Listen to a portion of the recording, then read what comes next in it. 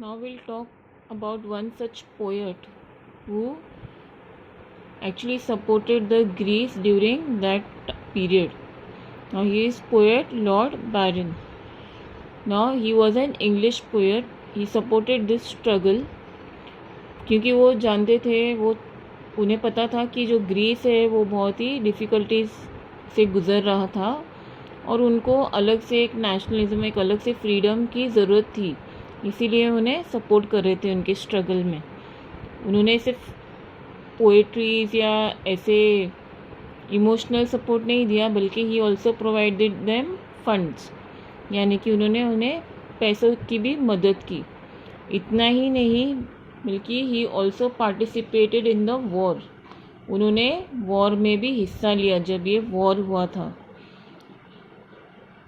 Where he died of fever in 1824। लेकिन during जब वो वॉर चल रहा था उस वक्त उन्हें फीवर हो गया और उस फीवर में वो मर चुके इन 1824।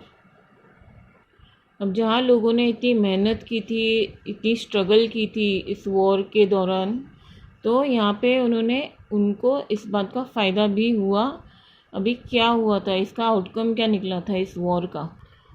अब ये जो वॉर हुआ था ग्रीस का, उसका आउटकम क्या था कि एक ट्रीटी साइन हुई थी, ट्रीटी ऑफ कॉन्स्टेंटिनोपल इन 1832। अभी इस ट्रीटी के अकॉर्डिंग ग्रीस जो है एक नेशन स्टेट की तरह रिकग्नाइज़ किया गया था। यहाँ पे उनको एक नेशन स्टेट डिक्लेयर किया गया था according to this treaty. Constantinople एक प्लेस है जहाँ पे ये ट्रीटी साइन हुई थी, जहाँ पे ये एग्रीमेंट हुआ था कि अभी ग्रीस एक नेशन स्टेट है। कॉन्स्टेंटिनोपल आज की डेट में हम उसे जानते हैं इस्तांबुल। ओके, तो अभी इस टाइम में जब जब कुछ इंडिपेंडेंस या फिर कुछ रेवोल्यूशन लाना चाहते हैं लोग, तो हमेशा वो सोचते हैं कि वॉर और सिर्फ वायलेंस के थ्रू ही हम लिबरलिज़म और नेशनलिज़म ला सकते थे।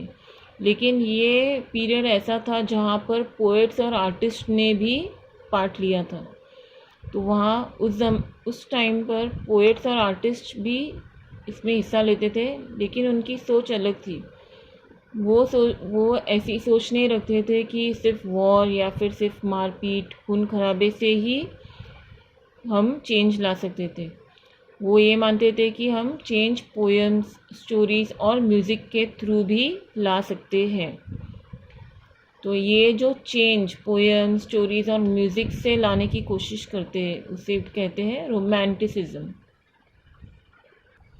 Now romanticism was a cultural movement which sought to develop nationalist feelings through poems, plays और paintings। मतलब ये एक ऐसा मूवमेंट था जहाँ पर जो है नेशनलिज्म की फीलिंग्स जो है हम डेवलप करते थे through poems, place and paintings. तो जो उस ज़माने के जो कलाकार थे, पोएट्स थे और जो प्लेस करते थे और जो आर्टिस्ट थे, वो मानते थे कि सिर्फ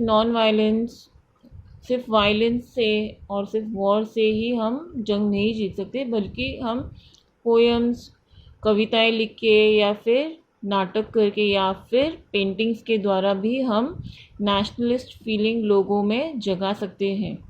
जैसे कि हिंदी में हमने बहुत सारे गाने सुने होंगे जो हमारे अंदर देश प्रेम की भावना जगाती है। ओके, तो such poems are written to increase that nationalist idea in you, inculcate that idea in you। so उस ज़माने में रोमांटिसिज्म शुरू हुआ था जब ये माना जाता था कि वायलेंस नहीं बल्कि और भी कई ऐसे चीज़ें हैं जिससे हम लिबरलिज्म और नेशनलिज्म इनकलकेट कर सकते हैं। Now what was the contribution of poets and artists? अभी पोएट्स और आर्टिस्ट ने किस तरह से इस रेवोल्यूशन में हिस्सा लिया था। तभी के एक ऐसे ही पोएट थे जोहान गॉटफ्राइड हर्डर। वो एक जर्मन फिलोसोफर थे। He believed through spirit of nation can be popularized through folk songs, dances and poetries. वो मानते थे कि जो सच्ची भावना है, ट्रू स्पिरिट है एक नेशन के लिए, वो हम जागरूक कर सकते हैं थ्रू फोक सॉन्ग्स। फोक यानी कि जो एक पर्टिकुलर कम्युनिटी या नेशन को रिप्रेजेंट करता है। मतलब हम अगर इंडिया की बात करें तो Indian songs, Indian culture, Indian dances, Indian poetry. तो उस ज़माने में ये बिलीव करते थे कि हम एक अगर फोक सॉन्ग्स, डांसेस और पोइट्रीज भी बनाए जो लोगों में नेशनलिज्म ला सके तो वो भी एक्चुअल में वर्क कर सकता है। Now his basic aim was to recover ancient national spirit and to generate awareness among illiterates। तो उसका मेन मकसद जो था, बेसिक एम था उनका, वो था कि जो एंशियंट नेशनल स्पिरिट है, नेशनल स्पिरिट यानी कि जो नेशन की तरफ जो हमारी क्या बोल